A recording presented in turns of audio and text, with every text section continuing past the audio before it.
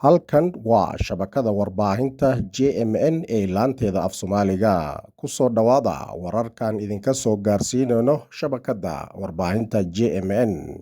Ka ugu doorka roon oo maanta idiin soo gudbin doono waxaa ka mid ah Ra'iisul Wasaaraha Lubnaan ayaa ka hadlay duqeyntii Israa'iil ay ka geysteen tuulada Ansaar. BBC ayaa isku dayeysa in maxkamaddu ay u yeedho xubno ka tirsan qoyska Donald Trump. Xubnaha qurba joogtada Itoobiya ee u dhashay dalka Canada ayaa soo gaadhay dalkooda Itoobiya.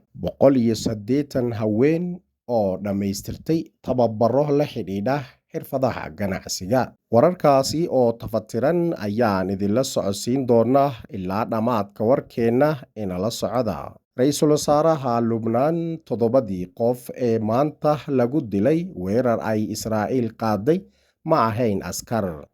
Ra'iisul Wasaaraha Lubnaan ayaa sheegay in duqeyntii Israa'iil ay saaka ku qaaday tuulada Ansaar aysan ahayn mid lagu bartilmaameysida militariga, isla markaana 2 dumar ah iyo 3 carruur ee la dilay kadib markii Israa'iil ay ku dhawaaqday in ay bartilmaameysanaysay abayaasha Xisbullah. Ra'iisul Wasaaraha dalka Lubnaan Nawaaf Salaam ayaa yidhi 7 qof ee ku shahiiday weerarkii Israa'iil ay ku qaaday tuulada Ansaar ma aha kaabayaal militari. Dumarka iyo carruurta dilayaan ma ahayn bartilmaameysidooda militari. Wuxuuna ugu baaqay Israa'iil in ay joojiso ugu sii darista xaalka. Wuxuuna ka digay in sii socoshada weeraradan ay aad khatar u yihiin oo ay wiiqayso dadaallada lagu dhisayo xasiloonida koonfurta. Tani waxaa ka mid tahay tiradii dhimashada ugu badneed ee weerarada Israa'iil tan iyo markii isweydaarsiga rasaasta ah ee ay la galeen Xisbullah Lubnaan uu yaraaday. BBC ayaa isku dayeysa in maxkamaddu ay u yeedho xubno ka tirsan qoyska Donald Trump si ay u keenaan dokumentiyo iyo marag, iyada oo difaacaysa dacwada sumcad-dil ah oo uu madaxweyne Mareykanka uu ku oogay oo qiimaheedu yahay $10 bilyan, $7.4 bilyan.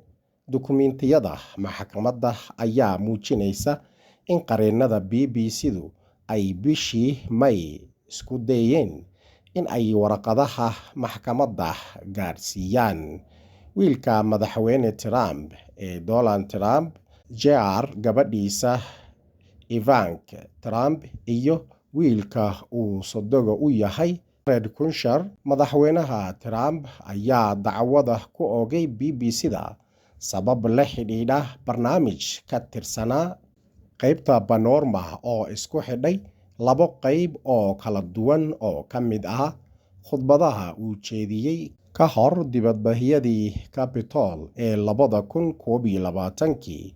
BBC-du horey waxay raaligelin uga bixisay tafatirkiisa, laakiin waxay diiday inuu xaaladaasi leedahay dood lagu oogi karo dacwad sumcad-dil ah. Xubnaha qurba joogtada Itoobiya ee u dhashay dalka Canada ee loo yaqaano jiilka labaad ayaa gaaray magaalada Addis Ababa Finfinne.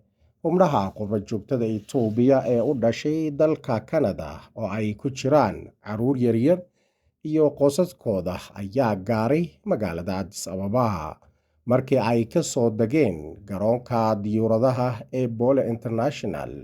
Xubnahaasi waxay qaabileen waaxda qurba joogtada ee wasaaradda arrimaha dibadda.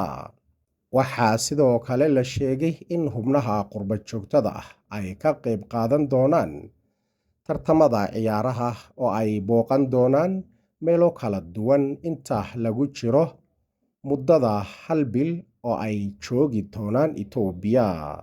Waxaa sidoo kale la xusay in booqashadu ay ka caawin doonto dhalinyaradan in ay wax badan ka fahmaan dalkooda hooyo. Waxaa la soo yahay in dowladda Itoobiya ay waddada u furtay dhammaan qurba-joogtada Itoobiya oo ku sugan dalalka caalamka oo kala duwan si ay wax ka fahmaan amaba wax ka bartaan dhaqamadooda hooyooyinkooda iyo aabbooyinkooda iyagoo booqanaya dalkooda. Sidoo kale waxaa dowladdu suurtagelisay goobaha dalxiiska loogu talagalay jiilka labaad ee u dhashay dalalka caalamka si ay wax ka fahmaan dalkooda hooyo. 180 haween oo dhammaystay tababaro la xidhiidha xirfadaha ganacsiga, hogaaminta siyaasadda iyo daryeelka caafimaadka ayaa munaasabadda qalin-jebin ah oo lagu qabtay xarunta madaxtooyada dowlad-deegaanka Soomaalida.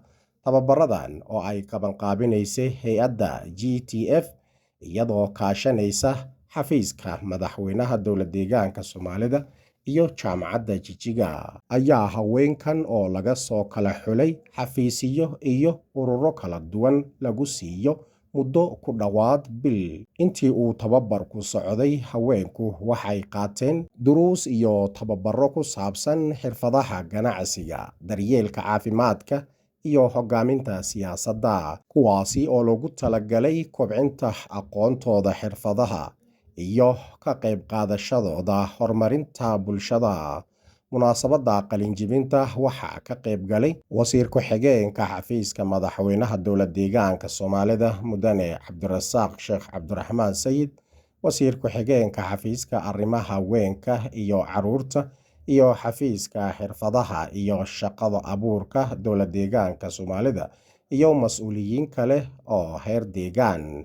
Mas'uuliyiinta ka hadashay munaasabadaasi ayaa tilmaameen in kor u qaadista aqoonta iyo xirfadaha haweenka ay muhiim u tahay horumarinta bulshada, iyagoo xusay doorka muhiimka ah ee haweenku ay ku leeyihiin hogaaminta dhaqaalaha iyo adeegyada bulshada. Ugu dambeyn, haweenkii dhammaystay tababarada ayaa la guddoonsiiyey shahaadooyin lagu aqoonsanayo ka qayb qaadashadooda iyo dhammaystirkooda tababarka.